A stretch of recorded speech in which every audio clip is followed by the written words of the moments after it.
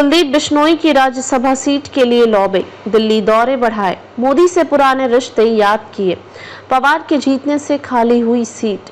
हरियाणा भाजपा के वरिष्ठ नेता कुलदीप बिश्नोई एक बार फिर दिल्ली में सक्रिय हो गए हैं। विधानसभा चुनाव में मिली हार के बाद वह हरियाणा में खाली हुई राज्यसभा सीट के लिए लॉबिंग करने में जुट गए हैं। ये सीट कृष्णलाल पंवार के इसराना से विधायक बनने पर खाली हुई है। बिश्नोई परिवार अपनी राजनीतिक जमीन फिर से बनाने में जुटा है। कुलदीप बिश्नोई ने 11 अक्टूबर को दिल्ली में उपराष्ट्रपति जगदीप धनखड़ से मुलाकात की। कुलदीप बिश्नोई के साथ उनका पूरा परिवार भी मौजूद रहा। इस दौरान हरियाणा विधानसभा चुनाव को लेकर और आगामी राजनीति को लेकर चर्चा हुई।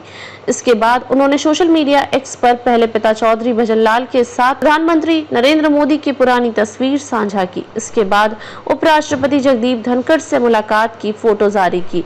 हरियाणा विधानसभा चुनाव में आदमपुर सीट पर भजनलाल परिवार का 57 साल पुराना गढ़ टूट गया है। इस चुनाव में भव्य बिश्नोई 1268 वोटों से हार गए। इस हार के बाद कुलदीप बिश्नोई काफी दुखी हैं।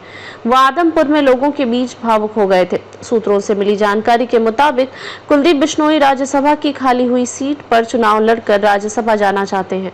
राज्यसभा सीट के लिए भाजपा के पास पूर्ण बहुमत भी है। इससे पहले दीपेंद्र हुड्डा के लोकसभा सांसद बनने पर खाली हुई राज्यसभा सीट पर किरण चौधरी ने चुनाव लड़ा और वह राज्यसभा सांसद चुनी गई। किरण चौधरी के सामने विपक्ष चुनाव लड़ने की हिम्मत नहीं जुटा पाया। भूपेंद्र हुड्डा अक्सर यह कहते नजर आए हैं कि हमारे पास बहुमत नहीं है।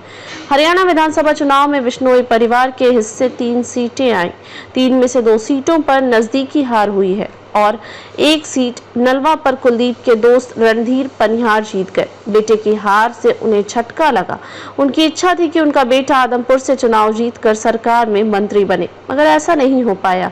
इसलिए वह अब राज्यसभा के लिए लॉबिंग कर रहे हैं। कुलदीप बिश्नोई भाजपा में गैर जाट चेहरे के रूप में अपनी दावेदारी पेश कर रहे हैं।